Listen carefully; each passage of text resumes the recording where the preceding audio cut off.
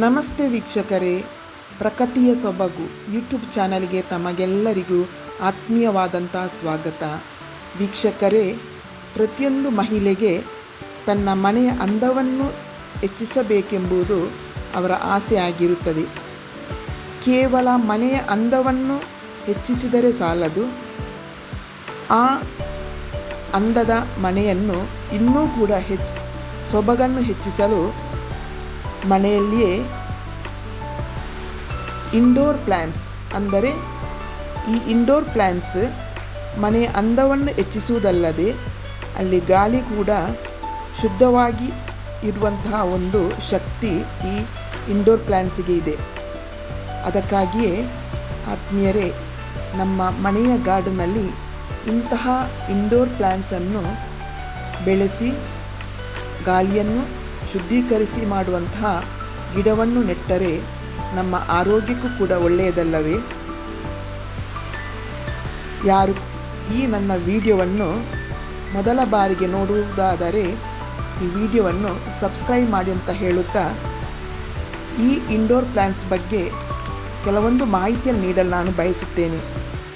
ನೋಡಿ ವೀಕ್ಷಕರೇ, ಈ ಇಂಡೋರ್ ಪ್ಲ್ಯಾಂಟ್ಸಿಗೆ ನೇರವಾಗಿ ಸೂರ್ಯನ ಬಿಸಿಲು ಬೀಳಬಾರದು.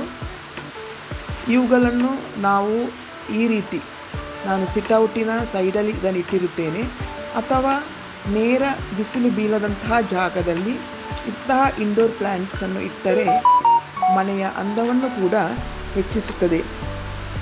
ಇವುಗಳ ಆರೈಕೆ ಅಷ್ಟೊಂದು ಇಲ್ಲ.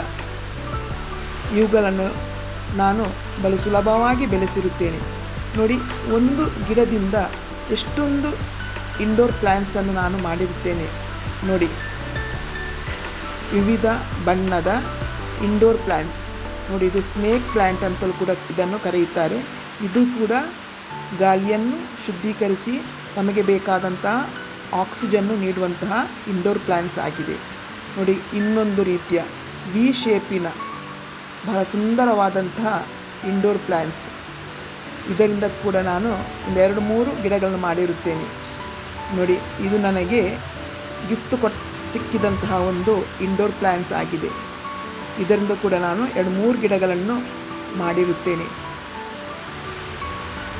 ವೀಕ್ಷಕರೇ, ನನ್ನ ಈ ವಿಡಿಯೋದಲ್ಲಿ ಕಾಣುವಂಥ ಇಂಡೋರ್ ಪ್ಲ್ಯಾಂಟ್ಸ್ ಬಗ್ಗೆ ನಿಮಗೆ ಇಷ್ಟ ಆದಂತಾದರೆ ಇದನ್ನು ಲೈಕ್ ಮಾಡಿ, ಶೇರ್ ಮಾಡಿ ಹಾಗೂ ಸಬ್ಸ್ಕ್ರೈಬ್ ಮಾಡಿ ಅಂತ ಹೇಳುತ್ತಾ ಮುಂದಿನ ವಿಡಿಯೋದಲ್ಲಿ ಸಿಗೋಣ. Thank you for watching my video.